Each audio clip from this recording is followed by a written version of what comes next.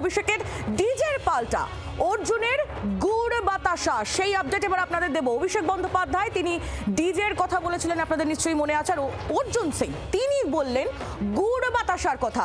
জোড়াফুলের diesel line কেটে দেওয়া হয়েছে, আর সাহস নেই বিজেপি গুড় বাতাসা খাওয়াবে, উন্নয়নকে রাস্তায় নিয়ে আসবো। কেষ্ট অনুব্রত মণ্ডল, তার মুখে তো গুড় বাতাসার কথা নিশ্চয়ই আপনারা শুনেছিলেন, আর সেই গুড় বাতাসার ফর্মুলা এবার অর্জুন সিং এর মুখে।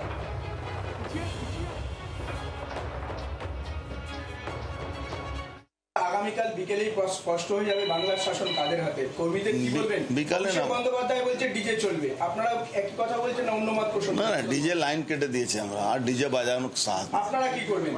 ও আমরা কোনো ডিজে না, আমরা একদম না গুড় বাতাসা। আমরা গুড় বাতাসা উন্নয়নকে রাস্তায় নিয়ে আসবো আর গুড় বাতাসা খাওয়াবো। আমরা কোনো ডিজে বাজাবার বিশ্বাসী নেই। অর্জুন সিং তার বক্তব্য আপনারা শুনছিলেন। জয়প্রকাশ মজুমদার তৃণমূল কংগ্রেস নেতা, তার প্রতিক্রিয়া আমরা পেয়েছি এই বক্তব্যের পরিপ্রেক্ষিতে। শুনুন কি বলেছেন তিনি।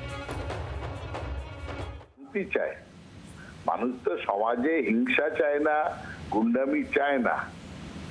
তাই জন্য অর্জুন সিংকে বলবো, আপনি এইসব উস্কানিমূলক কথা বলবেন না।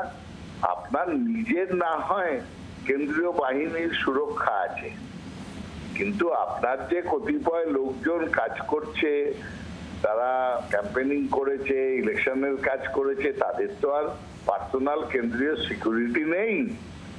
তাদের জন্য একটু ভেবে চিন্তে আপনি এই উস্কানিমূলক কথাগুলো বন্ধ রাখুন। অভিষেক বন্দ্যোপাধ্যায়ের যে বক্তব্যের পরিপ্রেক্ষিতে অর্জুন সিং তিনি এই কথা বললেন, সেই বক্তব্য এবার আমরা একটু শোনাবো আপনাদের। নন্দীগ্রামে দাঁড়িয়ে অভিষেক বন্দ্যোপাধ্যায় ডিজে বাজানো প্রসঙ্গে কি বলেছিলেন শুনুন।